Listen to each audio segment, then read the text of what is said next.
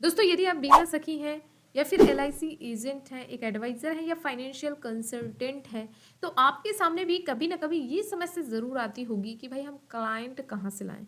क्योंकि जब तक हम अपनी पॉलिसीज़ को सेल नहीं करेंगे, हमारा बिज़नेस बढ़ेगा नहीं, हमें बेनिफिट नहीं मिलेगी। हम लोगों से बात कैसे करें कि भाई हमारी जल्दी से जल्दी क्लाइंट हमारी पॉलिसी लेने के लिए तैयार हो जाएँ, वो मैजिक कैसे लाएँ? तो दोस्तों, आप में से बहुत सारे लोगों की ये सभी समस्याएँ हैं। स्पेशली बीमा सखी जो कि अभी एलआईसी की इस बिज़नेस से जुड़ी हुई हैं, और उनके सामने सबसे बड़ी समस्या आती है कि भाई अगर आप कहते हो, क्लाइंट से बात करते हो, तो वो पॉलिसी लेने के लिए तैयार ही नहीं होता है। वो ये बोल देता है कि भाई हम पॉलिसी में इन्वेस्ट क्यों करें, हम प्रॉपर्टी या गोल्ड में इन्वेस्ट ना कर लेंगे। ऐसा करके कई सारे सवाल आ जाते हैं सामने, और जिसकी वजह से फिर आपकी वो पॉलिसी डन नहीं हो पाती है और आपको भी निराशा हाथ लगती है। तो भाई ऐसा कौन से वो तरीके हैं जिससे क्लाइंट आपसे पॉलिसी लेने के लिए तैयार हो जाए? ऐसी कौन से तरीके हैं जिससे आप क्लाइंट को अट्रैक्ट कर सको पॉलिसीज के बारे में? ठीक है, तो आज की वीडियो में हम ऐसे कुछ इंफॉर्मेटिव, ऐसे असरदार तरीके बताने वाले हैं जिससे आपको हेल्प हो सकती है कि आप अपने क्लाइंट्स को आसानी से अपनी एलआईसी पॉलिसी सेल कर पाएं। तो देखिए, एलआईसी पॉलिसी सेल करने के तरीके जानने से पहले हम ये समझते हैं कि आखिरकार लोग इंश्योरेंस क्यों नहीं खरीदते हैं। ठीक, सबसे पहली बात तो देखो, लोगों को ट्रस्ट ना, मतलब लॉन्ग टाइम इन्वेस्टमेंट है ना?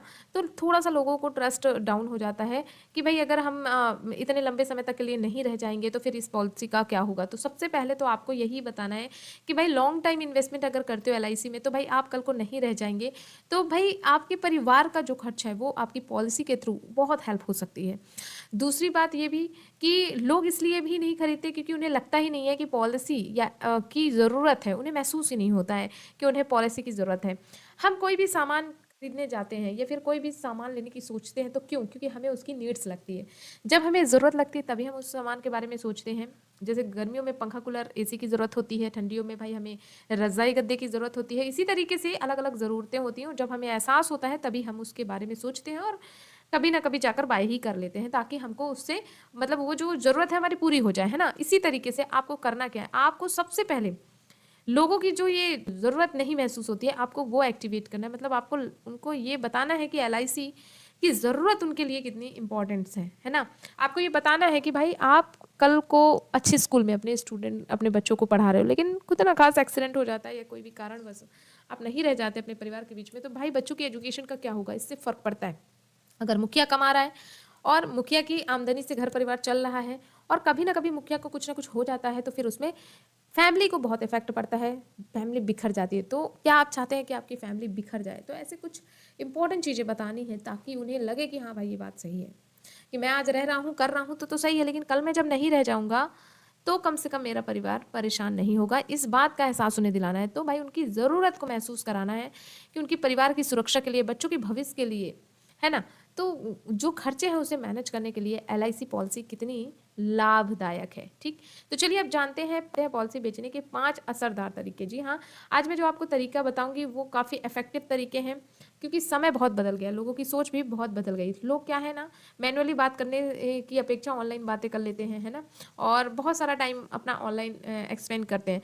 तो क्यों ना हम ऐसा तरीका निकालें, जब बहुत सारी ऑडियंस ऑनलाइन हो रही है, तो भाई हम भी अपने बिजनेस को ऑनलाइन लेके जाएं। हम क्यों ना ऐसा तरीका निकालें जिससे हमारी जो जो बातें हम कहना चाह रहे हैं, जिस पॉलिसी के बारे में हम बताना चाह रहे हैं, वो ज़्यादा से ज़्यादा लोगों तक जाए, जिससे उन्हें समझ में अच्छे से आए। तो उसके लिए आज 5 तरीके बताती हूँ। पहला तरीका है गूगल। आपको गूगल एडवर्टाइजमेंट का उपयोग करना है। गूगल बहुत पावरफुल टूल है, हर एक बंदा गूगल करता है। ठीक, किसी भी चीज़ के बारे में जानकारी लेते हैं तो गूगल करता है। तो हम क्या करते हैं, गूगल एडवर्टाइजमेंट से अपनी लीड को जनरेट करेंगे। ठीक, तो गूगल एड्स गूगल पे लोग अक्सर सर्च करते हैं, बेस्ट लाइफ इंश्योरेंस पॉलिसी या फिर best health insurance policy for family, ऐसी चीज़ें सर्च करते रहते हैं। तो आपने अगर गूगल सेट किया हुआ है एड्स, तो ये ऐड उन लोगों को दिखाए जाएंगे जो कि इस चीज़ के बारे में सर्च कर रहे हैं गूगल पे। ठीक है, उनको उसी तरीके के ऐड दिखाए जाएंगे।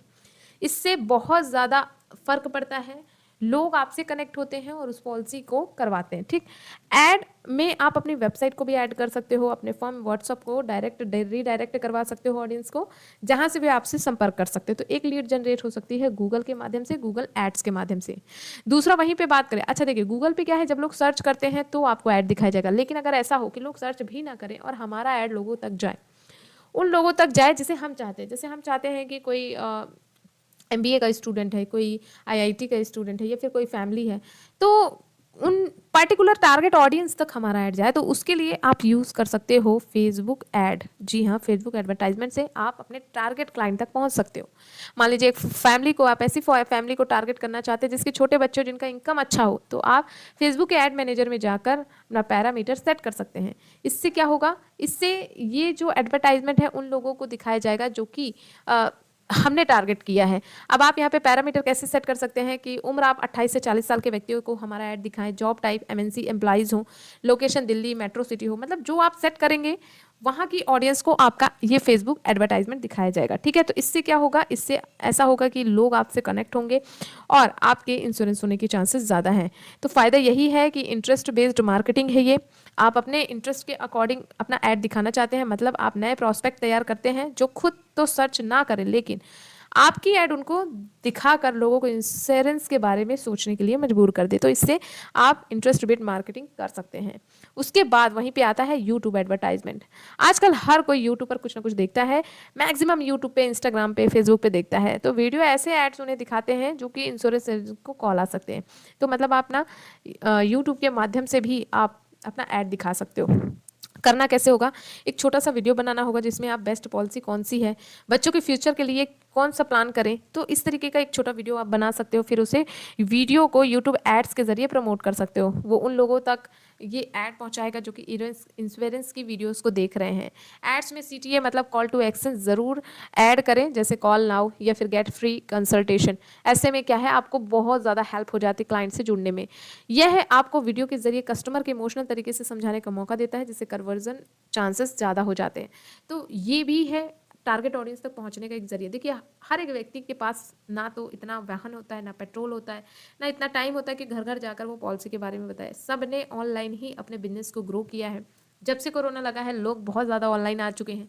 तो आप ऑनलाइन मार्केटिंग करेंगे तो आपके ज़्यादा चांसेस हैं कि आप कस्टमर से जुड़ सकते हैं। इसके साथ साथ ईमेल मार्केटिंग भी है, जिसमें आप खुद का डेटाबेस बना सकते हैं। ईमेल मार्केट तभी असरदार हो जाती है जब आप खुद का डेटाबेस बनाते हैं। जैसे पहले गूगल, फेसबुक, यूट्यूब से लीड जनरेट कर लें, फिर उनका नाम, नंबर, ईमेल आईडी नोट कर लें। ठीक है, फिर समय समय पर उन्हें ईमेल के जरिए या मैसेजेस के जरिए आप new plan, bonus update, tax saving benefit के बारे में बता सकते हैं। ठीक, ईमेल से सीटीए यानी कॉल टू एक्शन भी दे सकते हैं, book a call, free course आदि। इस तरीके से आप एक सीटीए भी दे सकते हैं। इससे फ़ायदा ये होगा कि लंबे समय तक आपको क्लाइंट के दिमाग में वो चीज़ चलती रहती है ना, जब भी उन्हें ज़रूरत समझ में आती है वो आपसे संपर्क कर लेते हैं। तो इस तरीके से आप ईमेल मार्केटिंग कर सकते हैं, एसएमएस मार्केटिंग कर सकते हैं, जिसमें आप बल्क में एसएमएस करते हैं। मैं बता रही हूँ, मेरा खुद का भी पॉलिसी चल रहा है। मेरा भी जो एजेंट है वो एसएमएस के ज़रिए मुझे बहुत सारी अपडेट देता रहता है। ठीक, तो यहाँ पे खासकर रिमाइंडर या भेजने के लिए कैसे यूज़ करना है, सबसे पहले तो खुद का लिस्ट बनाना है। ठीक है, पहले वाले क्लाइंट्स और नए क्लाइंट्स के लिए। फिर डू नॉट डिस्टर्ब नियमों का पालन करना है, टाइम टू टाइम बधाई, ऑफर्स, प्लान्स भेजते रहना है। ठीक, तो जैसे मतलब उन्हें ज़रूरत होगी, आप जो भी नंबर आप देंगे उस नंबर पे वो कॉल करने के लिए आप बोलोगे, वो कॉल करेंगे। एसएमएस पढ़ना आसान होता है, हर फ़ोन में चला जाता है। ठीक है, रिस्पॉन्स भी जल्दी आता है अगर टाइम सही हो। तो इस तरीके से आप यहाँ पे इन सारे डिजिटल प्लेटफॉर्म का फ़ायदा उठा सकते हैं और अपने बिजनेस को ग्रो कर सकते हैं। थोड़ा सा वक्त लगेगा क्योंकि आपके लिए भी नया है, पहले हमें सीखना पड़ेगा कैसे गूगल ऐड चलाते हैं, फेसबुक ऐड चलाते हैं, है ना।